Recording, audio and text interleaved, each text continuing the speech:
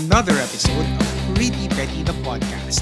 I'm your host, Steve Alvin, and in this podcast, we talk about the hottest topics, trending issues, and everything pretty and petty. Kung first time mo dito, please consider subscribing to our YouTube channel by clicking on the subscribe button and the notification bell para notified ka sa mga bagong episodes. Kung sa Spotify ka naman nakikinig, you can follow our podcast sa Spotify by going back to the main page, then click nyo lang yung follow button. You may also follow our social media pages on Facebook, Instagram, and TikTok by going to the link you see at the bottom of your screen. Ngayon, for this episode, simulan natin by imagining this. No? Sa isang normal na trabaho, 1 week kang mag-absent, baka wala ka ng trabahong babalikan. Pero paano kung senador ka? Pwede ka bang mawala for months and months on end? Tapos, biglang susulpot para lang bumoto? Tapos, pagkatapos doon, absent ulit. Kasi, apparently, dito sa Pilipinas, may mga empleyadong pwedeng mawala ng trabaho dahil sa attendance. At merong mga politikong halos hindi mo makita sa trabaho. Pero, sumasahod pa rin gamit ang buwis mo. And that brings us to today's episode. We are going to talk about a senator na parang multo sa attendance sheet. Kasi for months halos hindi makita sa Senado, pero biglang nagpakita during one of the biggest political shakeups ng bansa. Nag-vote, na-question ng media, nagalit. Tapos, parang nawala ulit. And of course, I'm talking about the one and only Senator Bato de la Rosa. And while we are on the topic of Senator Bato, we will also talk about the ICC allegations, the arrest warrant, and yung tanong na hanggang ngayon hati pa rin ang opinion ng mga Pilipino. Kung naniniwala kang wala kang kasalanan, bakit parang gustong-gusto mong magtago? Pero higit sa lahat, ang gusto kong pag-usapan today is this. Ano ba talaga ang accountability ng isang senador? Kasi kung ordinaryong empleyado ka, ilang araw ka lang mawala, for sure may memo ka na. Pero kapag elected official, bakit parang unlimited ang leave credits? Or baka may VIP version ng attendance policy na hindi alam ng publiko? Because today, we're talking about the very curious case of Senator Bato de la Rosa. And trust me, the timeline of this story is very, very interesting. Okay, sige, iset up muna natin yung timeline. Kasi hindi naman to tungkol sa ilang araw lang na absent eh. Months ang usapan dito. At ayon sa Senate attendance records, si Senator Bato de la Rosa ang may isa sa pinakamataas if not the highest na absences sa Senado nitong recent sessions, recording 31 absences out of 58 session days. Reports also noted na matagal siyang hindi nakita sa plenary beginning late 2025. And look, gets naman natin eh. Hindi naman porket absent ka, automatic, tamad ka na. Of course, may official leave, merong valid reasons, may security concerns, and may legal issues. Fine. Fine. Pero kung elected official ka, hanggang kailan pwedeng mawala ng hindi nagpapaliwanag? Kasi tayo bilang mga ordinaryong mamamayan ng bansang ito, wala tayong luxury na mag-disappear sa trabaho. Kasi sa normal na trabaho, kapag matagal kang nawala, kapag matagal kang nag-absent, hindi na attendance ang hahabulin mo pagbalik mo. Back pay na ang hahabulin mo. Pero, ang mas naging interesting dito kasi, after months of halos hindi niya pagpapakita sa Senado, bigla siyang bumalik. Bigla siya nag-appear. At hindi ito basta random Monday sa Senado ha. Hindi simpleng attendance check lang. At hindi para humabol sa trabaho. Nagpakita siya ulit dahil sa isa sa mga pinakamalaking political shakeup sa Senado. Wait lang. Kung kaya mo palang pumasok, bakit ngayon mo lang yan ginawa? Diba? So ito na nga. Biglang nagpakita si Senator Bato. That Monday. Ngayon, yung araw na yon, hindi lang basta attendance ang nangyari. Meron kasing botohan. Merong power shift. Merong ugaan sa leadership ng Senado. And again, surprisingly, present si Bato. After months, I believe 4 or maybe 5 months of absence, bigla siyang nagpakita. at bumoto sa isang major leadership change sa Senate, kung saan napalitan ang dating Senate President Tito Soto at naupo si Alan Peter Cayetano. At medyo interesting yung timing kasi kasi isipin mo, ilang buwan ka nawala, 4 to 5 months ka nawala, hindi ka nakita ng tao, hindi ka nagparamdam. And then exactly sa araw ng isang major political vote, bigla kang present. Diba? Parang, something's fishy. Isn't that a little too convenient?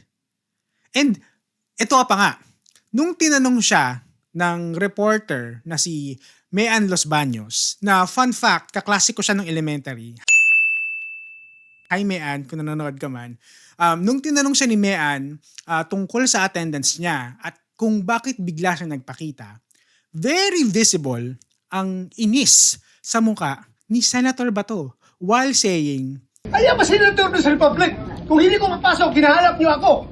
Di ba? Ngayon mapasok ako, tatanungin niyo ako bakit ako pumapasok." Fair enough, no? Gets ko naman kung bakit nakakairita. Pero kasi, Senator, respectfully, hinahanap ka nga kasi matagal kang wala. Matagal kang absent. Tapos, biglang sa botohan, papasok ka. Magpapakita ka. Pero ito yung medyo parang ito yung nakakatawa. So after all of that happened during the political vote, the next session, pumasok ulit si Bato. After that, nung may nangyaring putukan sa Senado, wala na naman si Bato. Absent na naman siya. No? There were reports noted that he disappeared again after that tense Senate event surrounding the ICC arrest attempt. So, ano ba to? Senador pa ba to? O seasonal employee na lang? But the big question remains kasi, ngayon, nasa na si Senator Bato? Kasi habang pinag-uusapan ng madla ng publiko ang attendance niya, meron kasing mas malaking issue sa likod niyan. No? And I'm talking about the ICC arrest warrant. Sometime in May 2026, kinonfirm ng International Criminal Court or ICC na meron ngang warrant against Senator Ronald Bato de la Rosa over the allegations of crimes against humanity connected doon sa war on drugs nilang ni Digong before. At bago kayo mag-comment na biased ako or sabihin yung nabigyan ako ng maleta, let's be fair, no? Arrest warrant pa lang naman to. Hindi pa ito conviction. Hindi ibig sabihin, guilty agad. Allegations pa lang lahat ito. At tulad ng kahit sinong tao, at least may due process, di ba? Kasi hindi naman lahat nabibigyan ng pagkakataon magpaliwanag. Lalo na nung kasagsagan ng drug war. So, kung naniniwala kang wala kang kasalanan, bakit parang atat na atat kang magtago? Kasi instead of harapin mo agad yung situation, nagkaroon pa ng Senate refuge moment. Meron pa kayong pag-blockade sa may Senate. As in literal, nilockdown nyo yung Senado habang hinahanap siya ng authorities at apparently doon siya nagstay habang iniiwasan ang arrest warrant or arrest attempt tied to the ICC warrant. Ngayon, reports even describe a dramatic escape from the Senate complex habang maraming tensyon at kaguluhan sa paligid. Hindi pa alam kung kaninong sasakyan sa sumakay, kung sinong kasabay niya. Sabi nila si Robin Padilla daw yung kasabay, sumakay sa kotse ng isa pang senador. Basta, ang gulo nangyari, ang daming dramang nangyayari sa Senado ngayon. Pero, despite all that, medyo nakakainis lang. Kasi sorry to Senator Bato, first of all, senador ka. Pero, why are you acting like you are a wanted character sa isang action movie? Masyado ka na bang nadidikit kay Liver Lover? Kaya medyo nagiging action star ka na rin? Kasi if you truly believe in your innocence, wouldn't this be the perfect moment to face the allegations head-on? To defend yourself? To clear your name? Kasi the more na parang iniiwasan mo, the more people will start asking questions. Kapag public official ka, perception matters. Lalo na kung taxpayer-funded position ka. Lalo na kung months kang naging absent. Lalo na kung ang public image mo ngayon ay, quote-unquote, nagtatago. And honestly, the issue here isn't just about Senator Bato. The bigger question is, ano bang standard meron tayo para sa mga taong nasa pwesto? Kasi again, kung ordinaryong empleyado ka, mawala ka lang ng 1 week, baka matanggal ka na sa trabaho. Wala ka nang babalik ng trabaho. Pero pag senador ka, pwedeng mawala for months, tapos biglang susulpot kapag importante ang botohan, tapos disappear ulit. And look, gets ko, hindi madali ang sitwasyon ni Bato. May ICC case, may pressure, may legal battles, may safety concerns. Fine.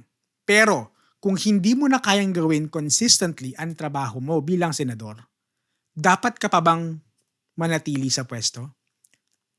Kasi ang pagiging senador, hindi yan part-time job. Hindi yan seasonal work. Lalong hindi yan trabaho na pwede mo lang balikan kapag convenient sa'yo. Ang pagiging senador, public service yan. At ang public service, hindi optional. And personally, kung ako ang tatanungin, kung hindi mo na kayang gampanan yung role mo bilang senador dahil sa mga legal issues, dahil sa mga safety concerns, or kahit ano pa man, maybe the more honorable thing to do is to step aside, face the allegations. Kasi ang Pilipinas, maiiwan pa rin naman dito. Tatakbo pa rin ang Senado kahit wala ka. Magpapatuloy pa rin ang gobyerno. And maybe, just maybe, the Filipino people deserve a senator na present hindi lang kapag may importanteng botohan. Alright, so dyan ko natatapusin ang episode natin today. Please don't forget to like and share this episode, and don't forget to subscribe to our YouTube channel and follow our podcast on Spotify. You can also follow our social media pages on Facebook, Instagram, and TikTok by going to the link you see at the bottom of the screen, or just go to linktr.ee/PrettyPettyThePodcast. If you're a brand looking for partnership and collaboration, please send me an email at prettypettythepodcast@gmail.com.